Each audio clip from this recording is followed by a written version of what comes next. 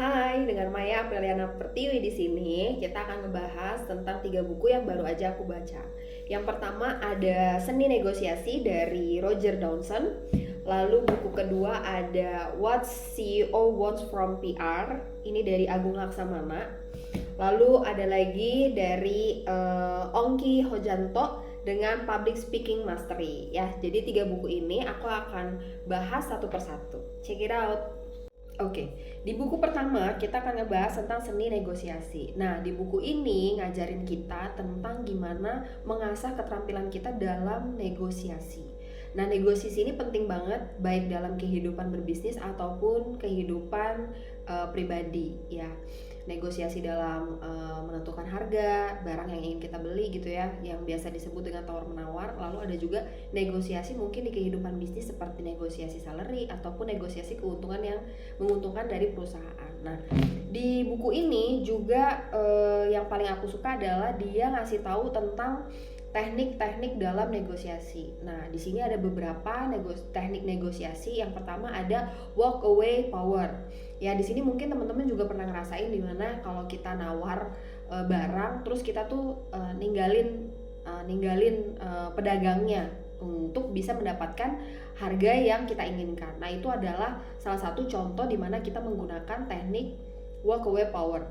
Lalu yang kedua, di sini ada juga device teknik. Device teknik ini biasanya kita meminta kepada lawan bicara kita atau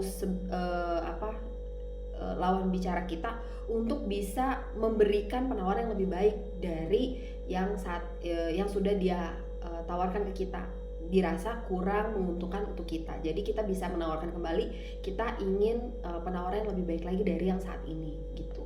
Yang ketiga juga kita harus bisa dalam teknik negosiasi ini harus bisa menyembunyikan emosi kita, karena ini bisa berimpact juga kepada hasil negosiasi.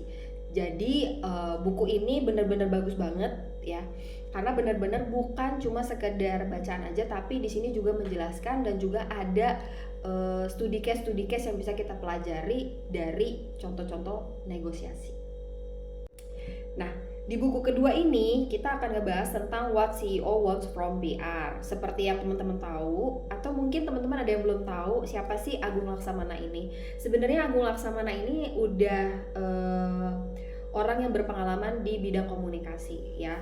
Ini bisa dilihat dari balik belakangnya. Ini Agung Laksamana ini telah 20 tahun berkecimpung di bidang komunikasi, meliputi public speaking, public relation, advertising, dan brand and marketing communication sejak 2012. Jadi di buku ini si penulis ya atau Agung Laksamana ini lebih menceritakan tentang gimana sih hubungan antara CEO dan juga PR. Gimana sih tugasnya PR dalam membangun citra dari perusahaan, serta pentingnya si PR ini dalam mensukseskan atau membuat perusahaan mencapai tujuan yang diinginkan, baik dalam bidang komunikasi, dalam bidang hubungan dengan masyarakat, membangun citra diri gitu ya.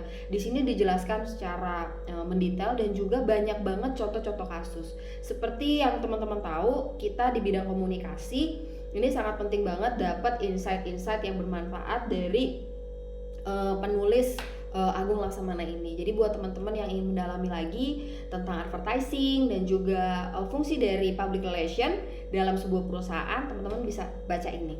Pasti banyak banget insight-nya.